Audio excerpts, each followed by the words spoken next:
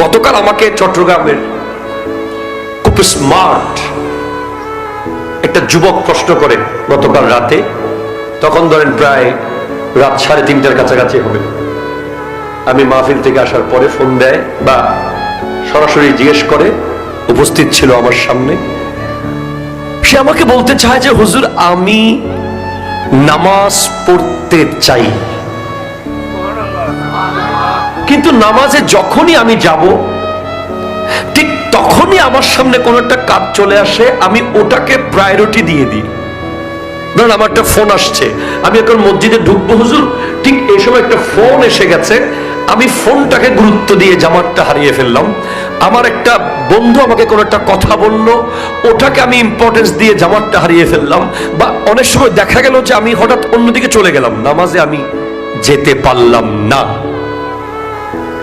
আমার করণীয় কি? এই প্রশ্নের উত্তর এখানে আছে। এই 8টা জিনিসের চেয়ে আপনাকে অবশ্যই আল্লাহ এবং তার রাসূলকে ভালোবাসতেই হবে।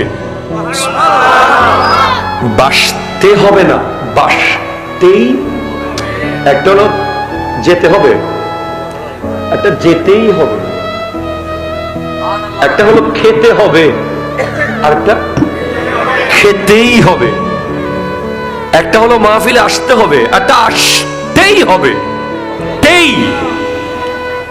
এই যে গুরুত্বটা, ইম্পর্টেন্সটা যেটা দিয়ে তেই বলছি, এই 8টা জিনিসের চেয়ে আপনাকে আল্লাহ এবং বেশি, 8টা জিনিসের চেয়ে বেশি ভালো আল্লাহ এবং রাসূলকে বাসতেই হবে।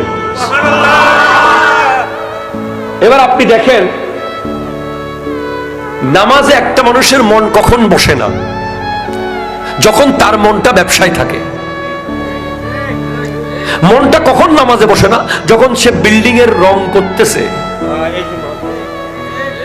মনটা কখন বসে না? যখন সে বাড়ির ছাদ দিচ্ছে।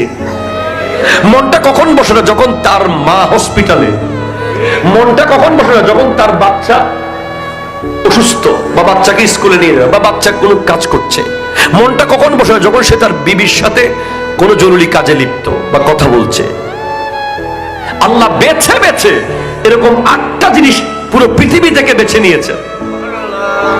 মনটা কখন বসে না? যখন বন্ধু আপনাকে ডাকে।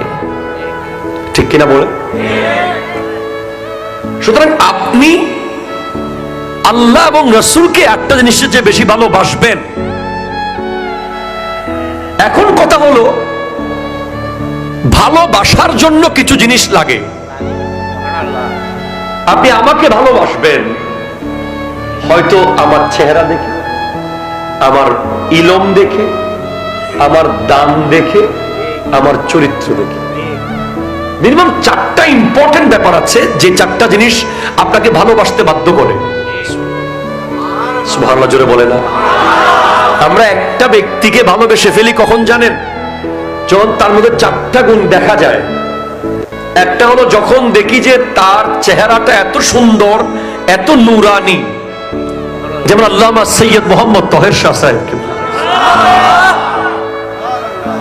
আপনি পৃথিবীর সবচেয়ে ভয়ঙ্কর একজন সন্ত্রাসী কেউ যদি হুজুর কেবলার সামনে এনে বসাই দেন, ওনার চেহারা দেখার সাথে সাথে ও বলবে আমি ওনাকে মহব্বত করি।